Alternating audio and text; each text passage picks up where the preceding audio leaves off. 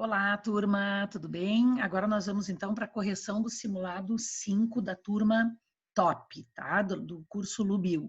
Então, correção do simulado 5, simulado referente então à última aplicação do primeiro semestre, e a gente vai começar então com a primeira questão. A primeira questão então do simulado.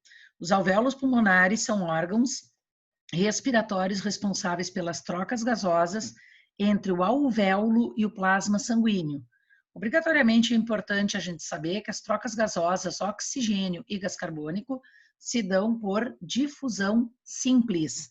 Então, nós já temos aqui duas alternativas que não caberão como resposta.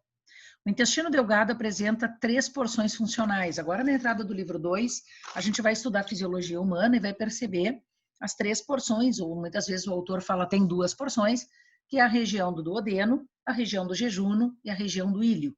Né? Alguns falam, inclusive, na junção íleo, que a gente fala jejunum-íleo como sendo uma região só.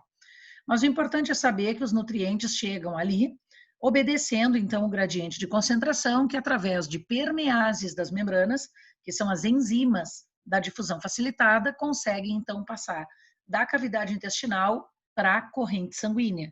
Então, no caso da nossa absorção intestinal, tem que ser feita através das permeases, que trabalham, então, com a difusão facilitada. E, obrigatoriamente, aqui a gente já vê que tem 3 alternativas que podem ser eliminadas. Ao mesmo tempo, fala que os nutrientes podem também ser endocitados através da membrana.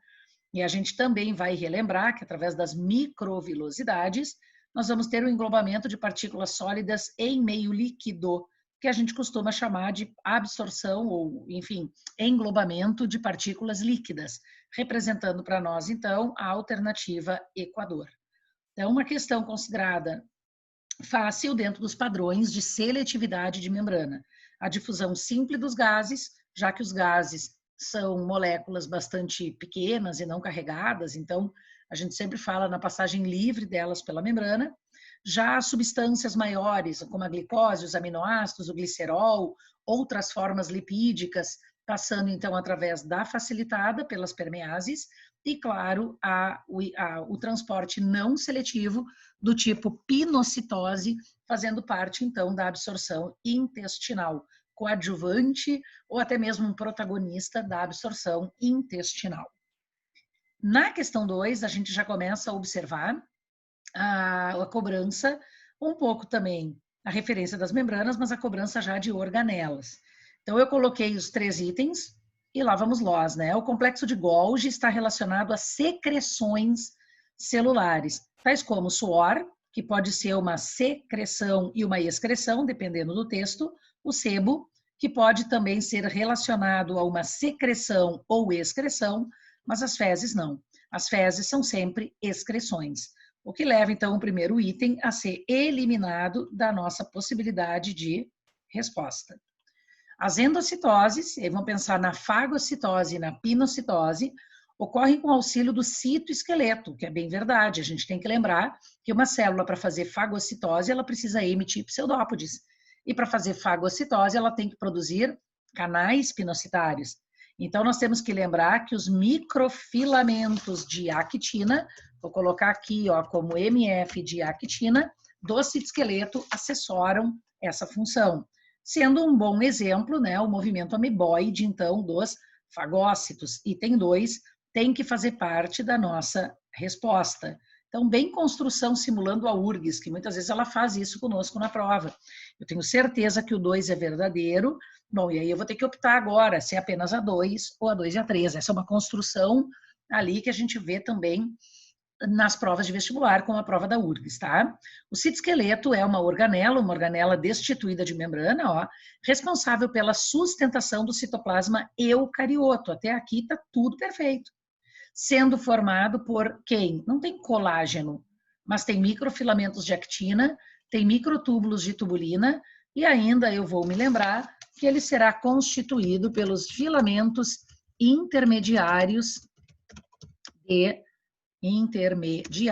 de queratina, ao que alguns autores podem simplesmente escrever as citoqueratinas.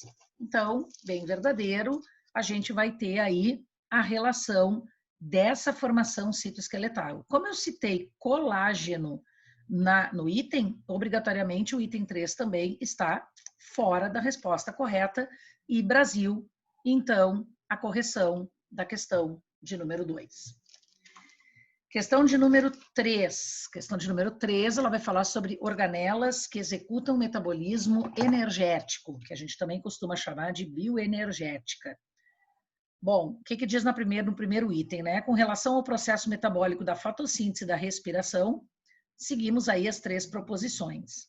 Cloroplasto e a mitocôndria são as organelas responsáveis, respectivamente, pelos processos metabólicos citados acima. Então, respectivamente, o cloroplasto na fotossíntese, a mitocôndria na respiração. Apresentam dupla membrana, e isso é algo importante que a URGS gosta de cobrar. Eles têm dupla membrana porque eles vêm da endossimbiose ou da endossimbiogênese, razão pela qual, inclusive, eles têm organelas próprias como ribossomos e genoma próprios, né? Já foram um ser vivo lá soltos no ambiente há bilhões de anos e, portanto, preservaram o genoma próprio. Determina-se atualmente que tem uma origem evolutiva comum, de acordo, olha aí que maravilha, ó, com a endossimbiose. Então, perfeita a primeira informação. E se nós não tivermos o item 1 na resposta, a gente já sabe que a resposta está eliminada. Tá? Então, 1, pelo menos, a gente sabe que tem que estar na resposta. 2, gente, 2 eu fiz um pega-ratão. O ciclo de Krebs é a fonte de produção de gás carbônico para o ambiente, ocorrendo na matriz mitocondrial. Até aí, maravilha. Esses gases difundem-se integralmente. Aqui está o erro. O que eu tenho que me lembrar? E claro, a gente vai revisar isso agora no livro 2. Opa, errei. 1/3 do gás carbônico é o que se difunde para o meio ambiente. A maior parcela do gás carbônico, ela fica dentro do corpo, regulando o processo cardiorrespiratório. Mas a gente vai ver isso melhor e reforçar essa informação já dada lá no ciclo de Krebs, também na fisiologia do sistema cardiorrespiratório, também na fisiologia do sistema nervoso central. Então, esses gases não se difundem integralmente ao ambiente. O pouco que se difunde, que é 1/3 de gás carbônico, passa para o ambiente, vai ser captado, sei lá, pela planta, passando ao estroma do cloroplasto para fazer parte da formação da glicose no ciclo de Calvin-Manson. Então, o resto está tudo certo. Só que o termo integral, por sacanagem, aí eu coloquei porque eu queria chamar a atenção de vocês, ele se encontra incorreto, o que vai já para nós eliminando as demais alternativas. E eu deixei essa questão mais ou menos fácil, porque vocês nem precisam ler o terceiro já sabendo que ele tem que ser verdadeiro. O que diz o terceiro para ser verdadeiro? A cadeia respiratória ocorre nas cristas mitocondriais, sendo responsável pela formação das moléculas de água do processo. Na fotossíntese, a gente sabe que a água é fonte dos hidrogênios para a formação da glicose e a água também é fonte do oxigênio, então, portanto, perfeito o item 3. Seguindo na mesma linha de raciocínio, vem a questão 4, também falando sobre mitocôndrias e o metabolismo, o mais complexo, da bioenergética. Então, as mitocôndrias realizam o ciclo da respiração aeróbica, um complexo processo metabólico de obtenção de ATPs, né, de obtenção de energia. Então, sobre a respiração, marque V ou F para cada uma das afirmações. O processo é executado em 3 rotas, até aí está tudo correto. Ó. O ciclo de Krebs, a cadeia respiratória e a fosforilação oxidativa. Vamos lembrar que faltou a glicólise, e por isso nós vamos considerar falso a primeira informação. NAD e FAD-H2, na forma H2, são respectivamente moléculas auxiliares do processo em questão, doando elétrons e hidrogênios enzimas encontradas nas cristas mitocondriais. Falso também. Porque o que está errado, na verdade? O NAD-H2 trabalha com hidrogênio e o FAD trabalha com os elétrons. Então, o que aconteceu aqui? Como eu usei a palavra respectivamente, torna o item errado, porque o item está invertido. Tá? Então, a gente tem que saber, enfim, essa tem uma cara mais PUC do que URGS, mas se perguntarem, a gente vai ter que saber tranquilamente esse item. A cadeia de citocromos executa transferência de elétrons e promove as sucessivas reações de fosforilação. Perfeito para nós, tá? Um item verdadeiro. Isso realmente está acontecendo na cadeia de citocromos, que é onde a gente vai ter o quê? A produção do ATP. Toda vez que, tanto na respiração quanto na fotossíntese, nós trabalhamos a formação do ATP, a gente sabe que além de envolver citocromos, a gente envolve as reações de fosforilação. Tranquilo. A glicólise ocorre no exterior da organela, até aqui está perfeito também. A gente tem que lembrar que a glicólise acontece no citoplasma. Corresponde à hidrólise, ó, a quebra da molécula de glicose em duas moléculas de quê? A URGS pergunta isso bem igual a essa informação. Duas moléculas de piruvatos e não de ácido cítrico, que seria então também entendida como citratos. Portanto, de novo, falso para nós o último item. Vamos combinar que na construção da questão, talvez essa aqui seja uma questão bastante difícil, assim, ela seja uma questão mais complicada desse nosso simulado, mas que nos permite também revisar com certos aprofundamentos alguns itens, né, desse assunto que assusta e que é certo, cai nas provas, né? A URGS, pelo menos, ela tem meio que uma tara por essas questões da bioenergética. Na questão de número 5, nós temos apenas uma questão de citologia sendo cobrada. Então, diz ali que é para analisar os itens abaixo, oriundo do envoltório nuclear, que a gente também chama de membrana nuclear, envelope nuclear, envoltório, né? Tanto faz carioteca, que a gente sabe que carioteca é o nome mais antigo, né? Produz e armazena substâncias no meio intracelular, quer dizer, o famoso transporte de substâncias no meio intracelular. Aqui, o aluno já tem que lembrar que nós estamos falando do retículo endoplasmático, tanto a forma lisa, que faz o transporte intracelular de substâncias não proteicas, quanto o retículo rugoso, né, ou granuloso, enfim, que faz esse transporte de modo proteico. E ainda produz as vesículas dictiossômicas, aquelas que vão produzir o complexo de Golgi, aquelas que formarão o Golgi. Então, quem é que é o pai do complexo de Golgi? Obrigatoriamente a organela retículo endoplasmático. Tá? Na linha da divisão celular, também uma questãozinha, né, para lembrar conceitos. Considere a célula diploide somática, que em G1 tem 48 cromossomos. Então, já venho aqui no meu conhecimento e já coloco essa informação. E a partir daqui eu tenho que detalhar todas as informações que me apresentarem. Se no período G1 eu tenho 48 cromossomos e ele é antes da duplicação do DNA, obrigatoriamente eu sei que eu tenho 48 cromátides. Logo, ao longo da divisão celular, passo a corresponder à presença da duplicação, cuidando ainda, né, se ela é somática, que ela deva se desenvolver por mitose, muito provavelmente. Então, apresentará 96 cromossomos na metáfase da mitose. A palavra correta não é cromossomo, né? A palavra correta são cromátides. Esse aqui nós temos os exercícios complementares que nos ajudam, assim, a revisar essas conceituações, a fixar, na verdade, o vocabulário. Então, falsa a primeira alternativa. Apresentam 96 cromátides no final da telófase. Daí não, né? Aí nós teríamos, no final da divisão, a separação na mitose das cromátides irmãs, então nós teríamos a exata quantidade de 48 cromátides no final da telófase. Apresentará 48 cromossomos, o que é verdadeiro, e 96 aqui cromátides no período S da intérfase, que é quando nós fizemos a duplicação do DNA. Quando nós duplicamos, entre aspas, os cromossomos, a gente está dizendo que a gente duplica, na verdade, são as cromátides. Apresentará, então, olha aí, ó, 96 cromátides nos seus cromossomos durante a prófase, que é o início da nossa divisão, e, obrigatoriamente, na metáfase dessa mesma divisão, a gente já sabe, pós-duplicação, novamente o item de 96 cromátides.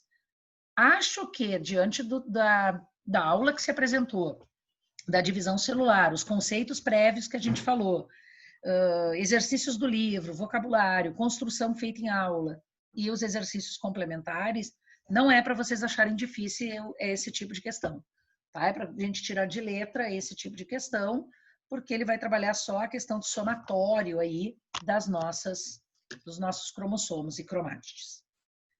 Questãozinha de número 7. Peguei lá uma mistureba de informações ao longo do ano, tá? Vamos chamar essa aqui de questão multidisciplinar ou multifatorial.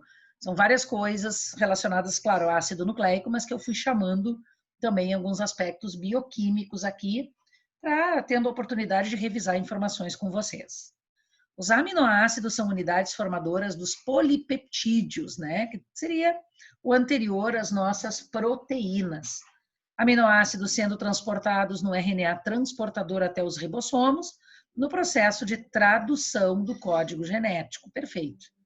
Tá? Nenhuma consideração a fazer no primeiro item. A cada ribossomo são traduzidos 2 códons, quer dizer, 6 bases nitrogenadas do mensageiro, inseridas nos sítios P de principal e A do acompanhante, né? Então, beleza, certíssimo. A transcrição representa o evento de leitura. Olha aqui, não é leitura.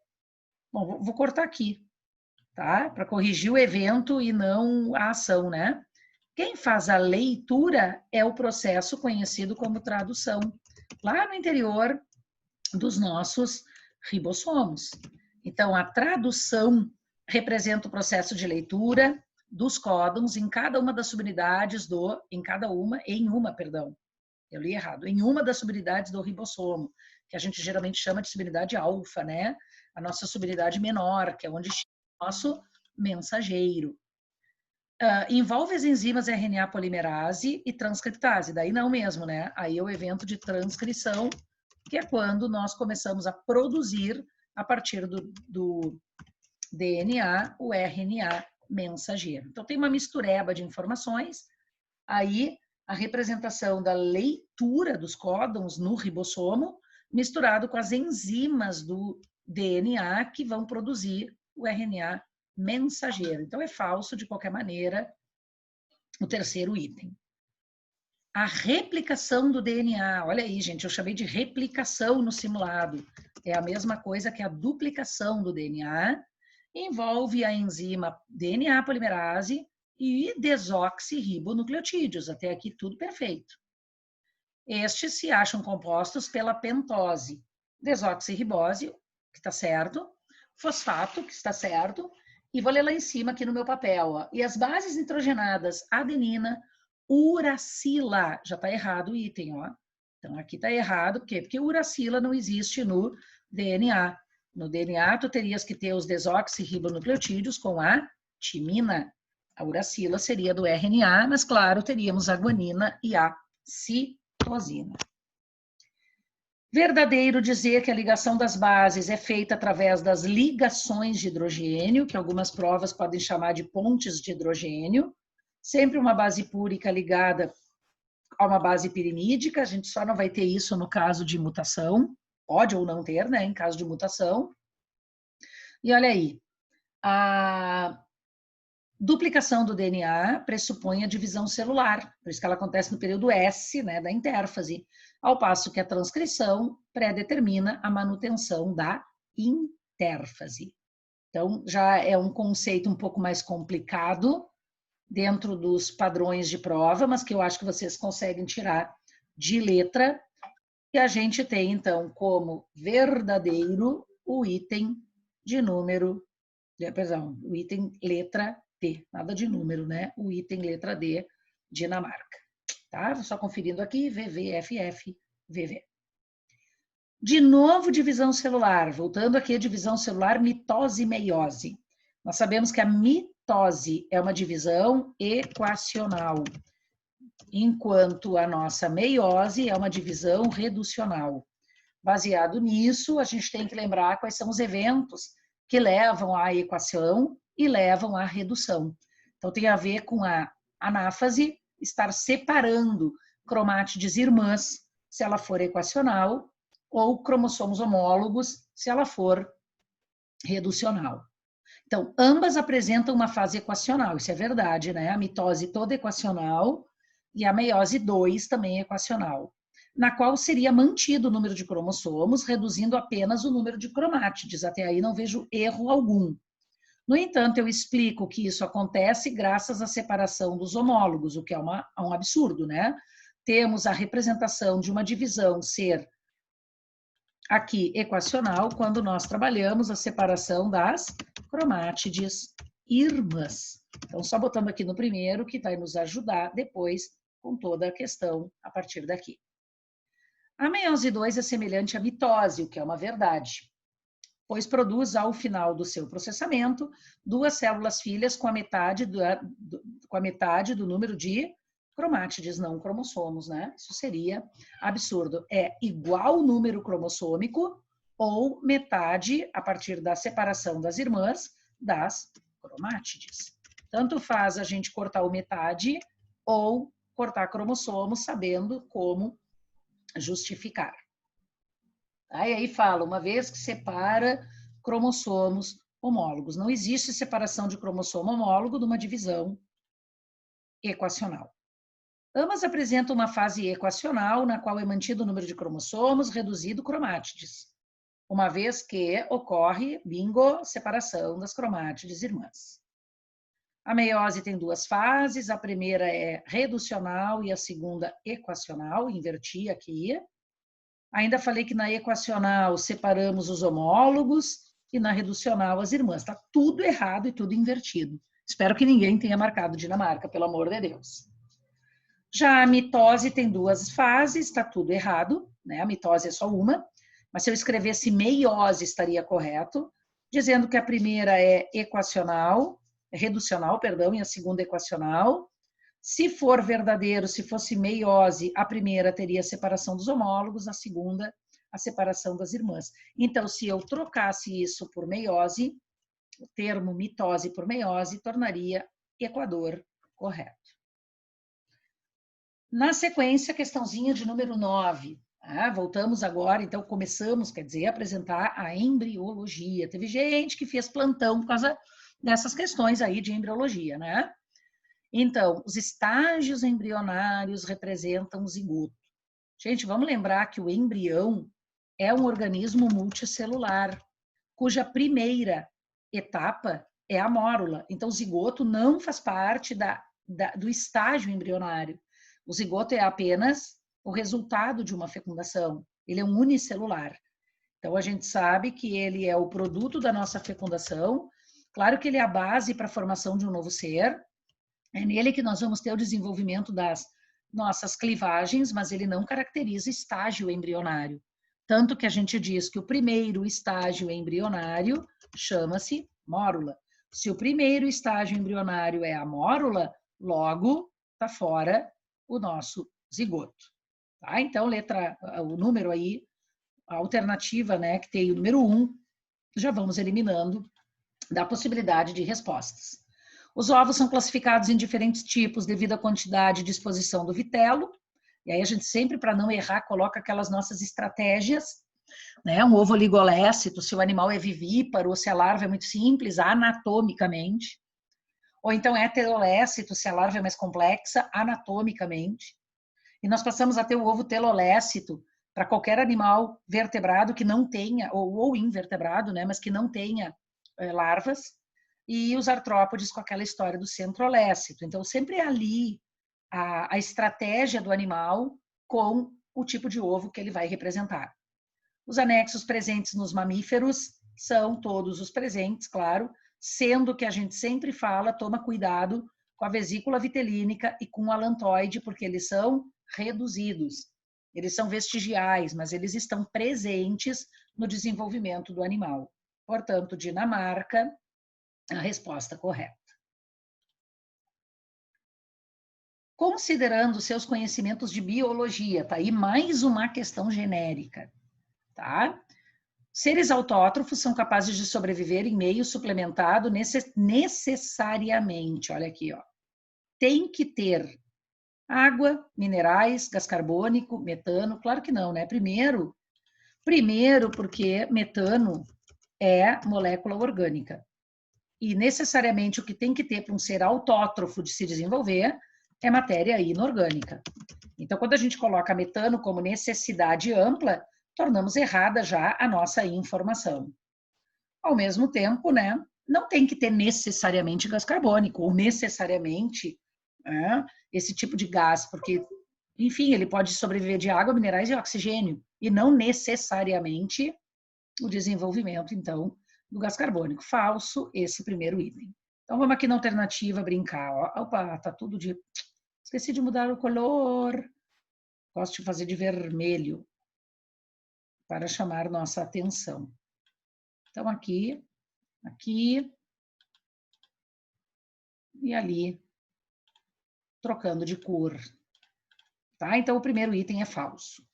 Os seres autótrofos quimiosintetizantes, olha aqui, quimio, não precisam de luz, executam cadeias, as complexas, rotas quimiofosforilativas ou só fosforilativas.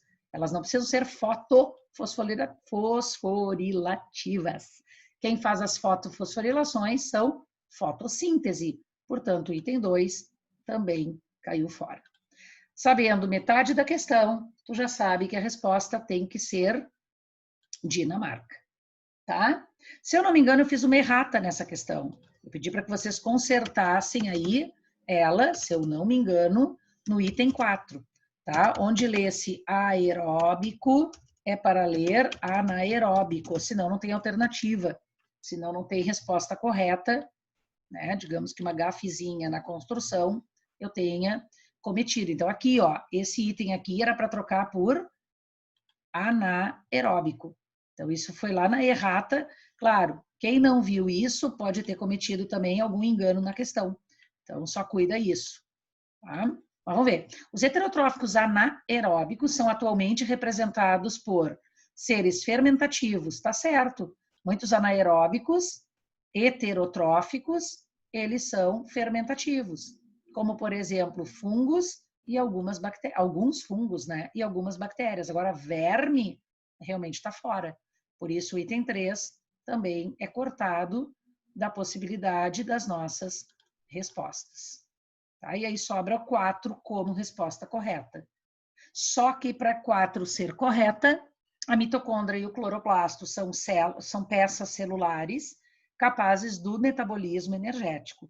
O cloroplasto trabalha com a fotossíntese, que vocês têm que lembrar que é a transformação de água e gás carbônico em matéria orgânica e oxigênio, e é um processo anaeróbico. Então, temos que trocar essa informação para validar a resposta correta. 11, gente. Um pouco de bioquímica, né? Nesse desenvolvimento, mas que a gente também está usando como fundamentos para olharmos o livro 2. Relacionar as colunas com relação à fisiohistologia humana. A gente nem estudou fisiologia, nem histologia ainda, mas a gente já tem bioquímica e outras áreas para nos ajudar com essas informações. Deixa eu lembrar vocês que os bicarbonatos, eles representam 2/3 do gás carbônico liberado pelo ciclo de Krebs e que isso já foi mencionado lá na nossa aula. Temos ainda o sódio, né, como importante soluto para várias funções, DDP de membrana ou hidrostasia corporal. O gás carbônico aqui, na figura da carbohemoglobina, que a gente vai ver que a hemoglobina vinculada com o gás carbônico está representando 1/3 do gás carbônico liberado no ciclo de Krebs, tá? Que é o gás carbônico que realmente vai ser eliminado do nosso corpo. Temos a hemoglobina vinculada com o oxigênio, falamos lá no ferro sobre isso lá na bioquímica, e a água, que é o nosso solvente universal. Então, não se preocupem, porque livro 2 vai trazer uma boa revisão dessa bioquímica e da aplicação metabólica dessas substâncias. Então, eu pergunto para vocês quem é regulado através de um hormônio adrenal, eu já vou botando o nome dele aqui, tá? Que é o da aldosterona, ó, fazendo um macetinho para vocês, tendo sua reabsorção nos néfrons. Então, nós passamos a ter aqui a referência do sódio, que ficou lá na outra coluna. Tá? Então, o sódio, gente, quando eu falo hormônio adrenal, pode ser muitas coisas, né? Mas o único que é regulado dos que foram citados aqui é o sódio, como aquele soluto que vai fazer a regulação do equilíbrio hídrico do nosso corpo, ajudando na pressão arterial. Outro item, retorna ao plasma sanguíneo através da ação do ADH, hormônio antidiurético, que é produzido lá no hipotálamo. A água, né? A água, ela também lá nos túbulos renais, junto com o sódio, retorna para o plasma, fazendo a hidratação corporal. Ficou fácil agora, né? Representa 2/3 do gás carbônico produzido, então, nas células, lá nas mitocôndrias, vai ser o nosso bicarbonato. Claro que o bicarbonato, ali está na forma de bicarbonato, mas a gente poderá encontrá-lo também nos nossos assuntos na forma de ácido carbônico. Até tá aqui os dois, ó. Eu vou botar aqui para vocês. Depois vocês vão observar que o corpo tu pode analisá-lo tanto na forma de ácido carbônico quanto na forma de bicarbonatos. E a gente vai dizer quando e por quê. Mas daí é fisiologia mesmo, lá, Fisiologia Humana, livro 2. Componente instável, formado na hematose alveolar. Os dois, tanto a hemoglobina com oxigênio, quanto a hemoglobina com gás carbônico, isso também se revisa no livro 2, tá? Ele é super importante, esse livro 2. E como eu já matei o primeiro, relacionado, então, aqui embaixo, né, a 1/3 do gás carbônico, que já sei que aqui embaixo tem que ser o item 2, o que que sobra para eu marcar no de cima? Só pode ser, então, o instável da oxihemoglobina, item 3. Eu só consigo marcar esse parênteses aqui, o item 3, porque embaixo já está fazendo a homenagem para o item 2. Então, eu tentei fazer uma construção um pouco mais complexa, usar um pouco assim da interpretação de vocês, permitindo ou exigindo que vocês, na verdade, analisassem todos os itens antes de marcar aqui nesses itens aqui, se esse pudesse ser o 3 ou o 2, porque ambos são compostos instáveis. Né? Mas aí, claro, a gente, dada a construção da questão, respectivamente, 3 em cima, a oxihemoglobina, e o 2 embaixo, a chamada carbohemoglobina. Na bioquímica, no ferro, a gente falou algumas considerações em relação à hemoglobina, que é um pigmento respiratório, e a gente vai falar de novo no livro 2, na fisiologia. E na zoologia, quando a gente fala dos sistemas respiratórios ou com sistema cardiovascular, a gente sempre lembra da questão da difusão dos gases, seja em brânquias, ou seja, de forma pulmonar, né, entre outras que possam aparecer, e então a importância de estarem sendo transferidos ao plasma junto de moléculas, né, a hemocianina nos invertebrados, hemoglobina, entre outras, nos vertebrados, então fazendo algumas junções das informações. Vamos lá, né, gente? 12. Uma célula muscular tem 64 cromossomos de uma égua. Foi comparada com a célula epitelial do túbulo seminífero, ó, do testículo do cavalo da mesma espécie. Tá, então, olha aqui, ó. Ambas têm 64 cromossomos e 64 cromátides quando nós caracterizamos o período G1.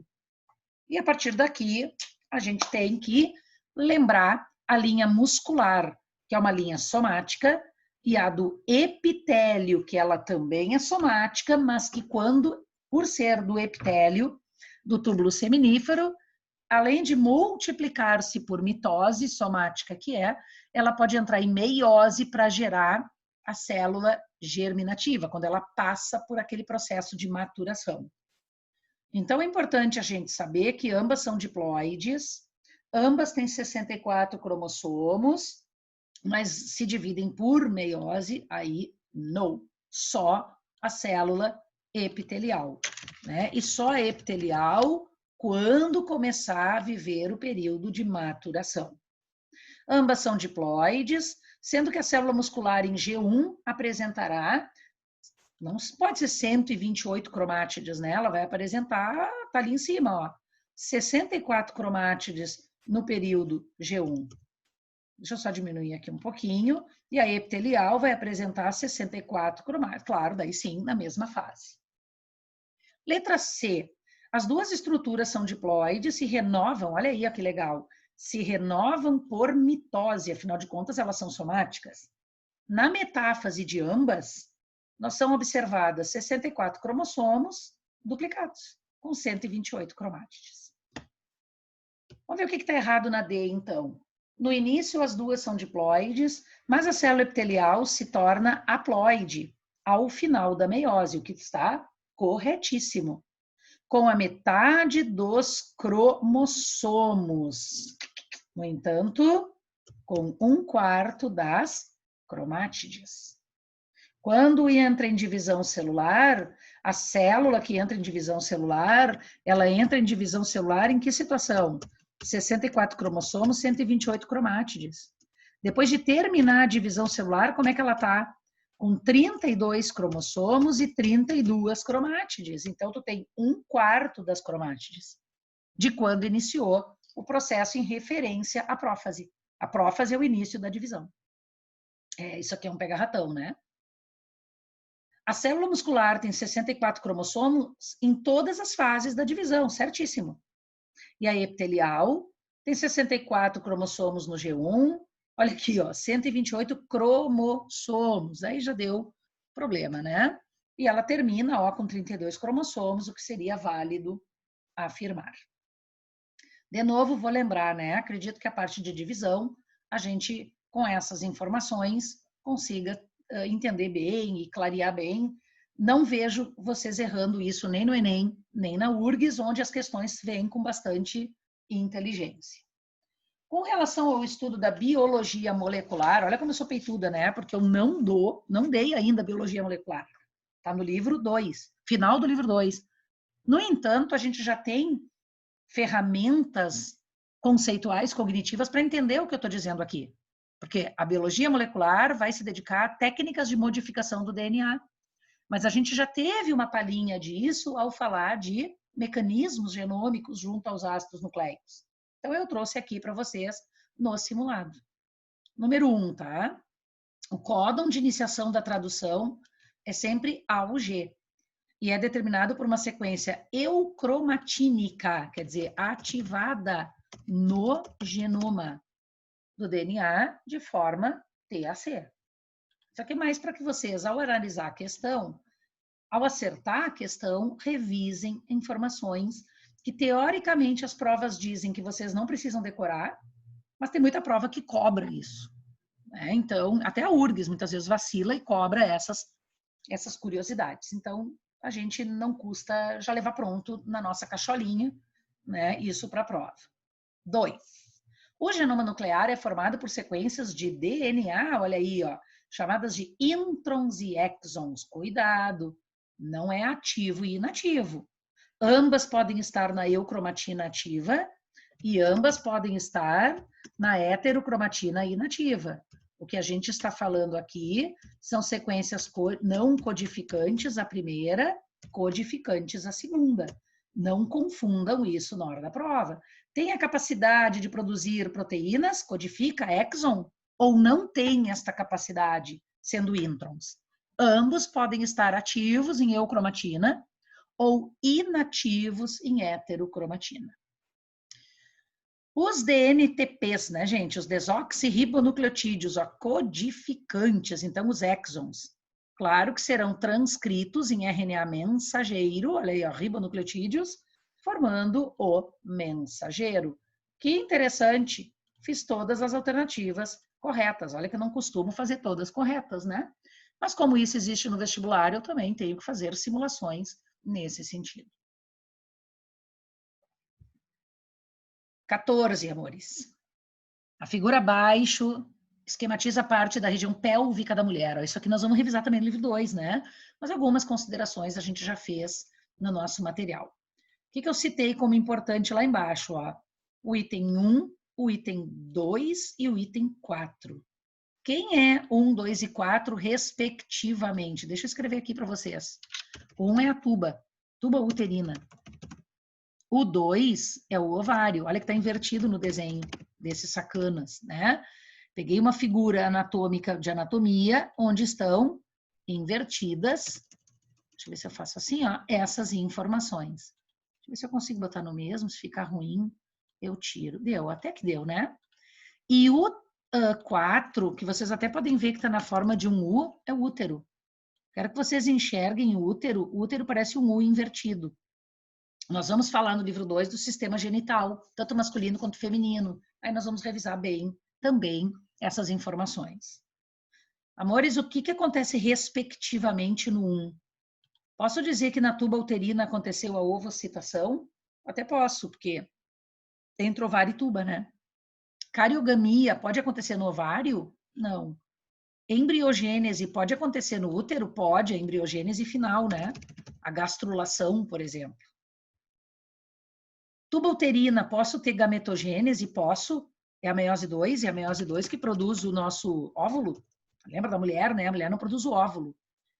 Mas a fecundação é na tuba, não é no ovário. A informação da urina no útero, pelo amor de Deus, né? Então é que eu botei porque tem gente que confunde a bexiga aqui, ó. Esse item aqui que está de número 11, 11 é a bexiga urinária. E tem pessoas muitas vezes que olham esse desenho e confundem com o útero. Bom, o que nós temos na tuba uterina? Maturação do ovócito 2, sim, né? Que nós teríamos, então, o desenvolvimento da meiose 2, seria uma maturação do ovócito 2.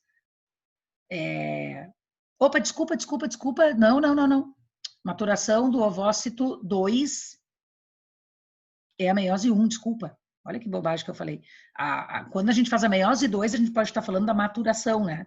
Da célula, mas não. Esse item, maturação do ovócito, a gente vai falar que é o folículo ovariano. Então, isso aqui estaria acontecendo no órgão de número 2, no ovário, me perdoem. Concepção é o mesmo que fecundação, então seria no órgão de número 1, na tuba uterina, está fora de ordem. Desenvolvimento da mórula na tuba uterina também e não no útero. Então, a letra C está toda errada. Tuba uterina, gastrulação está errado, porque a gastrulação é no útero, seria no 4. Ovulação, eu poderia ter entre o ovário e a tuba uterina, então eu julgo, né, que possa ser na verdade, ovulação entre aspas, né, porque esse termo eu posso até considerar errado, porque eu não libero o óvulo, enfim, mas com certeza a prova aqui está colocando, nessa questão eu pensei, tanto faz, né, ovulação ou ovocitação. Se o aluno botou falso porque pensou, não temos óvulo, perfeito. Se botou verdadeiro, tanto faz, porque o item já está errado, né? Gente, desenvolvimento fetal no útero, perfeito. Verdadeiríssimo, né? Pós-gastrulação. O que acontece na tuba uterina? Fecundação. Agora sim, ó, o que acontece no ovário? Maturação do folículo ovariano, que seria a formação do ovócito 2. E nidação lá no útero. Então, beleza, resposta aí Equador, essa, né? Que sempre envolve a parte de reprodução, ciclo menstrual, órgãos, será bem revisada no livro 2, para a gente não deixar erro, cai na prova da URGS, de modo bastante detalhista também. 15. Cansei já, hein? Vamos assinalar as alternativas do que está falando aqui sobre embriologia. Então, fiz um texto, na verdade, para poder revisar também conceitos dessa área, que é uma área que preocupa, né? A ocorrência de divisões sucessivas no zigoto e o desenvolvimento do embrião conduzem à formação de múltiplas células que gradativamente vão sofrendo alterações moleculares até formar os folhetos, que a gente sabe que se dá na gastrulação. Então, esses são formados durante não é clivagem, não é neurulação, nem blastulação. É durante a gastrulação. Temos ainda a correspondência, que eles se formam sem segmentações, né? Através das mitoses. Ao endoderme, cabe a formação e revestimento dos órgãos respiratórios, digestórios, da paratireoide, da bexiga urinária, da traqueia, menos da uretra. Então, eu fui quase um amor aqui para vocês, ó. Coloquei tudo que o endoderme produz, menos a uretra, que vai vir de mesoderme. Vou corrigir aqui para vocês, né? Afinal de contas, pois vocês vão ter esse material aí corrigido. O que mais? Continuando. E formação de estruturas no momento da histogênese e organogênese. Ao mesoderme, vamos falar de estruturas musculares, sanguíneas e outras mais, depois a gente vai ver, né? Algumas epiteliais, serosas e tal. E ao ectoderme, o sistema nervoso e a neurula, a medula espinhal ou espinal, a epiderme menos a uretra e a epiderme novamente. Portanto, C nesse item.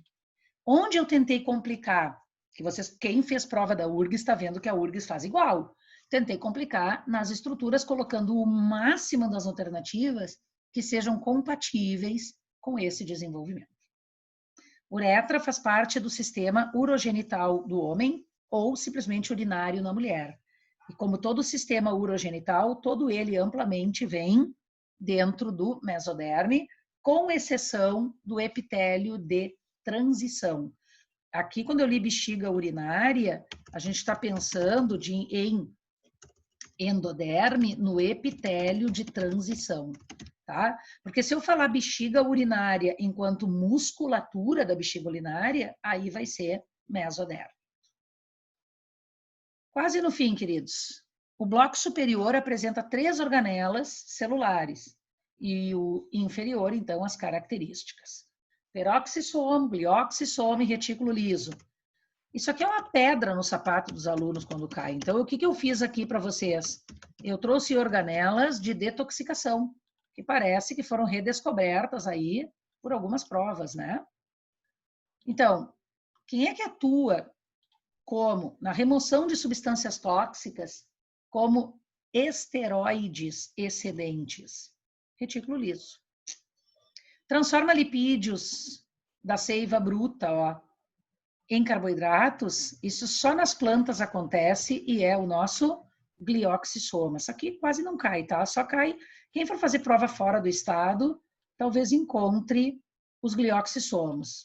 Creio eu que não, tá? Na URGS não deve cair. E no estado mesmo não é muito comum. Remove substâncias tóxicas através, ó, elimina radicais livres, através das suas catalases. Isso aqui vocês vão estudar muito depois. Tem que conhecer. É a organela importantérrima, que elimina nossos radicais livres, combate o envelhecimento, auxilia alguns trabalhos metabólicos importantes, que são peroxissomos. Aqui no vestibular, o peroxissomo parece uma organelinha. Vocês vão ver na prática médica de vocês como ela é importante. E como o metabolismo oxidativo, aeróbico, mitocondrial depende dela. Ano passado, em 2019, na verdade, a URGS falou sobre a eliminação da oxidação de radicais dos ácidos graxos, que são também como o carboidrato, né? Liberador de energia e liberador de radicais livres. Como que a gente pode, então, combatê-los, tirá-los do corpo através da ação das catalases? Então, tem várias catalases no livro, só por curiosidade. Essa é uma questão que eu acredito tenha sido tranquila, né? Mas eu forcei aqui uma organela que se cair na URGS vai ser assim um absurdo de difícil. Mas ela é muito comum fora do estado em muitas provas. TCCET. Vamos falar de divisão celular de novo? Acho que vocês já cansaram da divisão, né? A meiose, pontinhos, determina que ocorra separação dos homólogos, tá? Beleza, então vou chamar de meiose 1 ou meiose reducional. Já a meiose, o que sobrou então aqui, né? 2 ou equacional, ela vai ser semelhante à mitose, promovendo então que ocorra a separação das cromátides irmãs. Deixa eu ver se eu consigo colocar aqui, pequenininho, na fase então conhecida como anáfase 2, né? Já que nós estamos falando da segunda fase da meiose. Então, o que encaixou aqui? Vamos ver direto a resposta. Reducional, equacional, cromátide irmã, anáfase 2. Reducional, equacional, cromátide irmã, anáfase 2. Está aqui, né? B de Brasil, resposta do teste. O resto está tudo errado, né? Então, trocou aqui. Aqui também errei. Errei no sentido, né? Não quis dar como resposta. Ah, essa aqui, Dinamarca, é outra, hein? Que se marcar, apanha. E aqui quase, hein? Que pega ratão. A letra E, anáfase 2 e não anáfase 1. Ciclo menstrual. Vamos revisá-lo no livro 2 também. Olha o que nós temos aqui, né? Na letra, então no gráfico, letra A, B, C e D. Momentos diferentes do ciclo ovariano. Então, o que nós temos ali? Em A, nós temos o início do pico de FSH, fase folicular. Então, aqui nós vamos ter a fase folicular, que dura... Ops, olha o tamanho que está isso aqui. Que dura 14 dias. Depois nós vamos ter aqui o pico do LH, com a nossa, então, ovocitação. Depois nós vamos ter aqui, nos últimos dias, a fase lútea, com o pico da progesterona, que está mostrando aqui em E. O E deve ser, deixa eu ver uma coisa, a progesterona, ó. Porque o F me parece, eu agora não sei o que ele está botando, né? Deixa eu olhar aqui, ó, o E, estrógeno, e o F, bem lá embaixo, o F, desculpa, aqui o Fzinho, progesterona. Então, F é a progesterona. Já estava escrito aqui embaixo, né? Fase lútea ou luteínica, como ele quis escrever. Trouxe para nós a ovocitação, mas eu fui completar com vocês. Só pela cor, tá, gente? Aqui, ó, o mais escuro é o estrogênio, que é o estradiol, é o E. E o mais clarinho é a progesterona, que é o F. Tá? Tem que olhar devagarinho isso. Mais clarinho aqui também é o FSH. E o mais escurinho para cima é o LH. Então, o que eu fiz nessa alternativa? Olhando os gráficos e os conhecimentos, itens 1, 2, 3 e 4. Em A do gráfico, temos o início da fase folicular e em G do mesmo gráfico, o fim da fase lútea. Então, olha lá, A é o início da folicular, G, barbada, fim da lútea. Perfeito. Em B, do gráfico B, observamos a subida do estradiol, acompanhando o final da fase folicular. Olha aqui, ó, a subida, ele está acontecendo, a subida por volta do 9º dia, não é o final da fase folicular. Ela dura 14 dias, ele está no meio da fase folicular.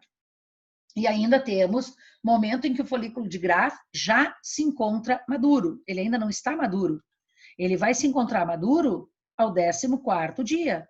Então, só no 14º dia, ele está em processo de amadurecimento, ele está amadurecendo, ele ainda não está maduro. Só no 14º dia que ele vai, por estar pronto, ir para a tubo-uterina através da ovocitação. Portanto, esse item é errado. Entre as fases folicular e lútea, temos a ovulação, olha aqui, ó, que eu coloquei, ou ovocitação, graças ao pico do LH, que é o hormônio luteinizante. Ele dá o pico e quando ele cai, rompemos o folículo ovariano. Depois, 4º item. O corpo lúteo ou amarelo é desencadeado a se desenvolver a partir da ação do FSH por volta do 4º dia, eu botei aqui, né, que tá errado. É a partir da ovocitação, do 14º dia em diante. Então, tá falso também esse item. Geralmente, essas são questões mais complexas, né, mais difíceis, e eu quis chamar bastante a atenção de vocês. Itens falsos, o 2 e o 4. Então, já eliminando, para a gente ter uma visão mais completa da questão.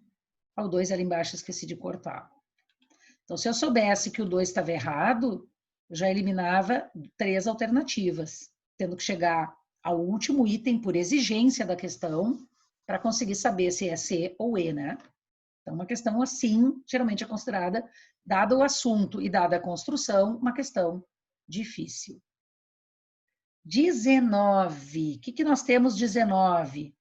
Observe a figura abaixo, o sistema hormonal no controle menstrual. Gente, ó, quem é que estimula o folículo a se desenvolver? O FSH. Quem é que promove a ovulação ou ovocitação? LH. Quem é que estimula? Essa aqui é super difícil, vocês vão ver no livro 2. Tá? O corpo amarelo ou lúteo a se desenvolver é um comando hipofisário, faz parte do feedback hormonal. A gente ainda não estudou, tá? Mas eu botei a questão. Botei ali para a gente sair um pouco, né, do trivial, enfim, claro que não seria uma exigência de resposta nesse quesito. Eu coloco para a gente abrilhantar um pouco mais, assim, saber que tem algo a mais, mas não pode responder para aquilo que não se estudou ainda. Do corpo amarelo, o que ele produz? 4 aqui é a progesterona, né? E vai trabalhar, então, com o nosso desenvolvimento da fase lútea. Vai preparar o útero para, quem sabe, receber a nossa blástula, promover a nossa anidação. Então, com base nisso, marque a correta. O hormônio que atua na fase 1 é o FSH. Cuidado que isso é ICSH. Deixa eu escrever aqui, tá? O que é o ICSH? Já vi que está escrito aqui várias vezes. O ICSH está aqui, ó, é o LH no homem. Então, claro que estaria errado, porque a gente está falando do FSH. Na fase 3, é promovida graças à ação da progesterona. A fase 3 é promovida graças à ação da progesterona liberada do corpo ovariano, do corpo amarelo ovariano. A fase 3 é promovida pelo LH. Então, quem está errado aqui é a progesterona. O hormônio 4 é o estrógeno liberado pelo epitélio do ovário, é a progesterona. O fator 2 é o GSH, olha que legal, tá certo, é o GSH. O hormônio gonadotrófico, que vocês vão estudar. Ele é liberado da onde? Isso aqui a URGS pergunta, tá? Faz uns 3, 4 anos que caiu na prova. Ela não é liberada do hipotálamo. Ele é liberado da adenohipófise, que alguns de vocês vão falar só hipófise, né? Porque muitas vezes na prova pode ser só hipófise ou adenohipófise. Na URGS, tu vai chamar adenohipófise. Então, pá, se fosse assim, nós já tivéssemos estudado a endócrino e nós pegássemos essa questão, a gente teria uma noção de quão difícil e pega-ratão é o item D. Exatamente como a URGS faz conosco. E, claro, outras provas. Em 1, iniciamos a fase folicular no primeiro dia, tá ali, ó, primeiro dia, graças ao estímulo do hormônio FSH, ó, pela adenohipófise. Também. Ele que é liberado, vocês vão estudar depois. A gente já falou, né? Mas vamos estudar melhor depois, da adenohipófise. 20. Observe o esquema abaixo, então, ácidos nucleicos, né? Bem simples essa questão, gente. Parece, aqui nem parece muito questão URGS, parece mais questão PUC. Número 1, o que eu tenho? DNA produzindo DNA, duplicação, que é a mesma coisa que replicação. Número 2, DNA produzindo RNA mensageiro, a gente sabe que é a transcrição. Então já sabemos que a resposta é E, ó. E no 3, produzindo a proteína, já sabemos que tem que ser tradução. Portanto, resposta dessa, Equador. Bem tranquila essa questão 20. Nas provas, geralmente Enem gosta e URGS gosta, questões bastante simples.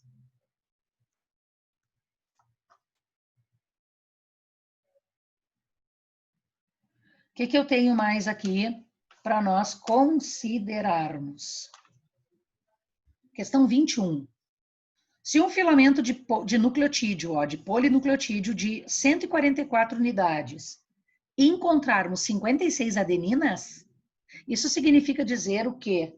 Então, vamos lá, fazer construçãozinha aqui, né? Se tu tem 56A, opa, maiúsculo, tem que ser maiúsculo. É porque nós temos 56 timinas. Leis de Chargaff, as relações de Chargaff.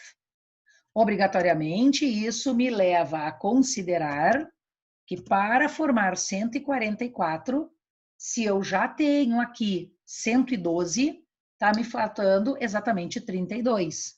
Então, serão 16 guaninas e 16 citosinas. Lembrando que a ligação que une guanina e citosina são 3 pontes de hidrogênio, como eu não tenho como desenhar, eu coloco simplesmente aí os 3 pontinhos.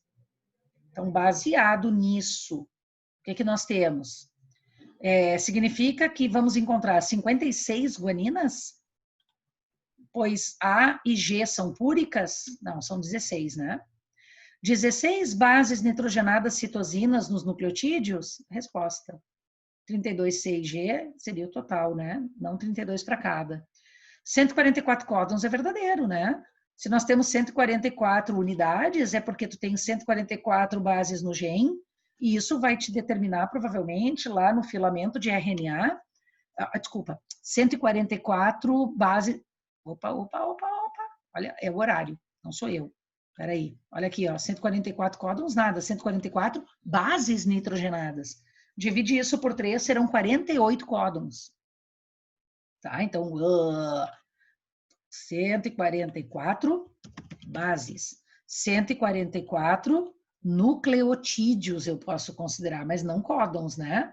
Vamos lembrar que um códon equivale, a 3 nucleotídeos, que equivale a um aminoácido. Então, essa é a relação que sempre mora no nosso coração quando tratamos desse assunto. Aí, meus amores. Então, 48 códons tu teria. 144 dividido por 3, 48 códons. E 32G também a gente viu que não tem nada a ver.